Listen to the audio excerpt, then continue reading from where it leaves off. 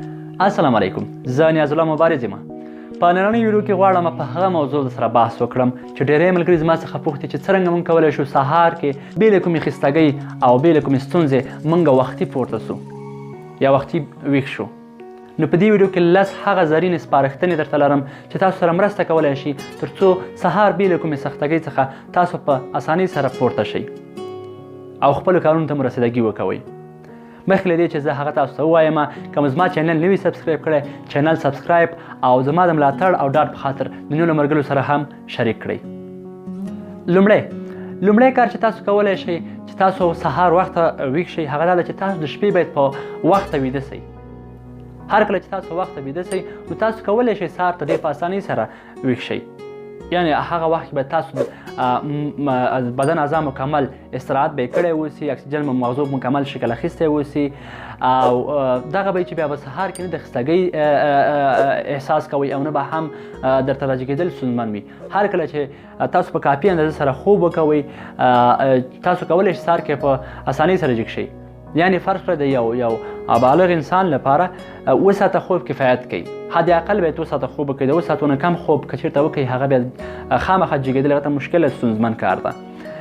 نو کوشش وکړئ وخته ویده شئ. دویم هم هغه ده چې تاسو په خپل معین وخت ویده شئ. د ځان لپاره معین وخت وټاکئ چې زه باید په کوم وخت ویده شم، په کوم وخت جګ شم. یعنې که یو څوک غواړي په 4 بجو د سهار کې راجګ شي باید د شپې 9 بجې دی باید ویده شي، حد اقل چې 7 ساعته خوب د ده پوره شي او سهار کې وکولی شي په اسانۍ سره دی د خوبه څخه راپورته شي. نو په معین وخت کې مو خوب وکوئ ځکه تاسو باید همدغه عادت وګرځوئ. د هر انسان لپاره معین وخت هغه وخت کې چې دغه بدن کې د خوب مواد ترشح کېږي تر څو په ده باندې خوب راځي. که هغه وخت کې شخص بیده نه سي نو هغه ده چې بیا د ده د سترګو څخه خوب تښتي او د شپې تر ناوخته پورې دی ویښي.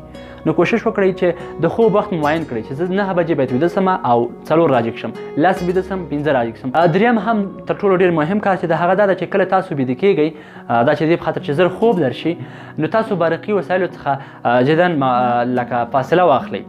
هغه برقي وسایل که ګروپ اوسي، که تلویزیون اوسي، که موبایل اوسي، کمپیوټر اوسي، هر هغه شی چې اوسي چې د تاسو دغه ذهن دې ته واداره کوي لکه رڼا تاسو ته راځي، یا مطلب تاسو ویښ ساتي، تاسو مغز فعاله ساتي چې تاسو په هغې فکر وکړئ نو هغه د ځان څخه لرې کوي. دغه شی چې ما نومونه واخیسته تکنالوژي نه مکمل په دې مخکې له دې چې تاسو ویده شئ باید د دې څخه لکه د ځان څخه لرې کړئ تر څو تاسو ذهن دې تیاره شي چې نور زیاتې زه باید ویده شم. څلورم مهم کار دا ده چې مخکې له دې چې ته لاړ شې خوب ځای ته ته دې باید مکمل هغه کاري سیستم د سبا لپاره برابر کړې. یعنې سبا لپاره د پلان تعیین کړه چې زه باید سبا که جګېږم په 4 بجو زه باید کوم کارونه وکړم. فرض کړه لمونځ وکوم، بیا تلاوت وکوم، بیا مطالعه وکوم، بیا ځم دفتر ته، کار ته، هر څه ته ځم. نو دغه ته مکمل ځان سره پلان وتړه.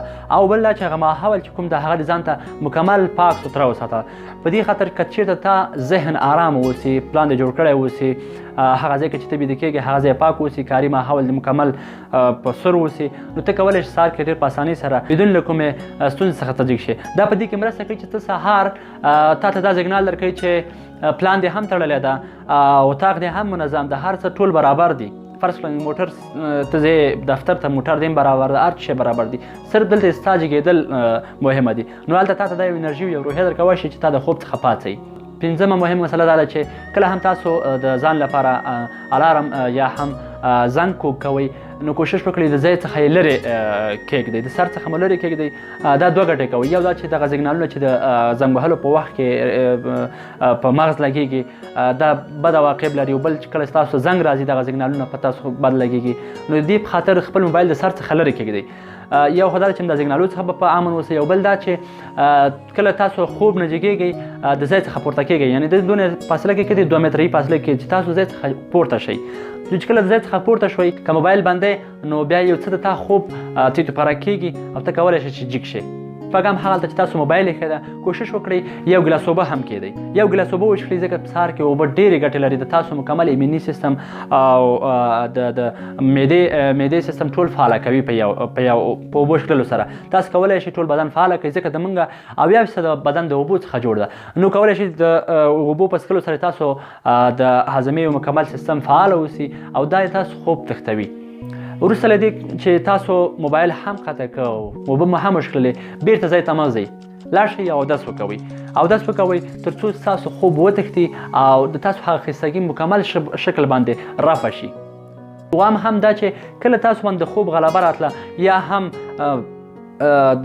د کسالت احساس مو کاوه، نو دا ووایئ چې تاسو خپل اهداف ذهن ته راولئ، تصور یې کړئ. که چیرته دغه اهداف ته په کوم خاطر رجیک شوی هغې ته ورسیږئ، څومره خوند لري او څومره د ویاړو افتخار ځای ده. او هم هغه بریالي شخصیتونه چې د تا لپاره ایډیال دي هغه د ذهن ته راوله چې هغوی کومې سختیان تېرې کړي دي، هغوی څومره زحمت باسي، هغوی څومره سهارونه وخته جګ شوي، څومره شپې په ویښه تېره کړي دي. نو هغه د ذهن ته راوله، بیا ته دلته یو مثبته روحیه اخلي او بیرته به ته ځای ته نه ګرځې. اتم دا چې کوشش وکړئ چې د ورځې په جریان کې ډېر خوب مه کوئ، ځکه کله چې تاسو د ورځې په جریان کې ډېر خوب کوئ هغه ده چې تاسو د شپې خوب نه درځي او د شپې په د ناوخته پورې ویښ یاستئ، بیا بالاخره د سهار د خوا څخه تاسو بیا ویده کیږئ او همغه ده چې دغه مینوال یعنې مکمل د تاسو سرچپه کیږي. د شپې خوب مو ځي ورځې ته، د ورځې په هېڅ وجه سره خوب مه کوئ. که کوئ هم د 12 څخه تر 2 بجو پورې د ورځې دغه د خوب کولو لپاره ښه ټایم د سنت طریقه هم ده، په دې وخت کې وکړئ مشکل نشته، خو هغه هم باید د 1 ساعت 1.5 ساعت څخه ډېر نشي، لا 2 ساعته پورې. د ورځې د دې څخه ډېر خوب مه کوئ ځکه چې د شپې بیا خوب نه درځي او د خوب نه درتلل دې باعث کېږي چې تاسو د سهار هم جګ نه شئ. نه هم دا چې د شپې کوشش وکړئ ډېره ډوډۍ مه خورئ.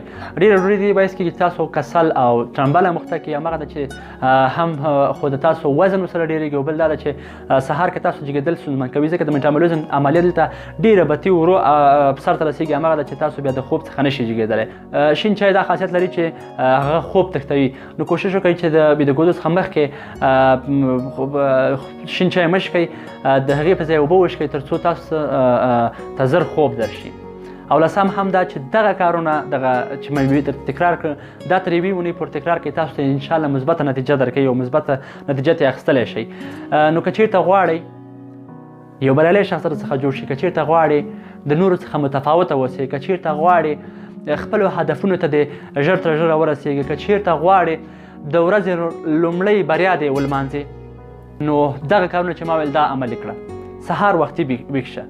هر څوک چې سهار وختي جوړ شو، د سهار لمونځ یې وکړه او په خپلو کارو پسې لاړه، هغه بریالی ده. زه دغه ته د بریالي زیری ورکوم.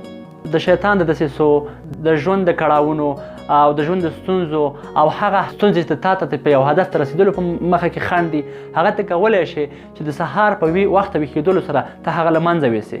د سهار ویښېدل ته یو ځل عادت کړه، تا ته بیا هغه وخته ګټه معلومیږي. هغه څوک چې سهار وختي جګېږي هغه ډېر بریالي خلک دي. بریالي خلک که تاسو چېرته مطالعه کوئ د هغوی تر ټولو ښه عادت چې ده پکې او چې خپله وایي چې زما د کامیابۍ راز ده هغه دا ده چې سهار لومړني خلک وه چې دوی د خوبه پاڅېدل، هغه چې دوی په تپه تیاره کې جګېدل او د خپل کار پسې تلل.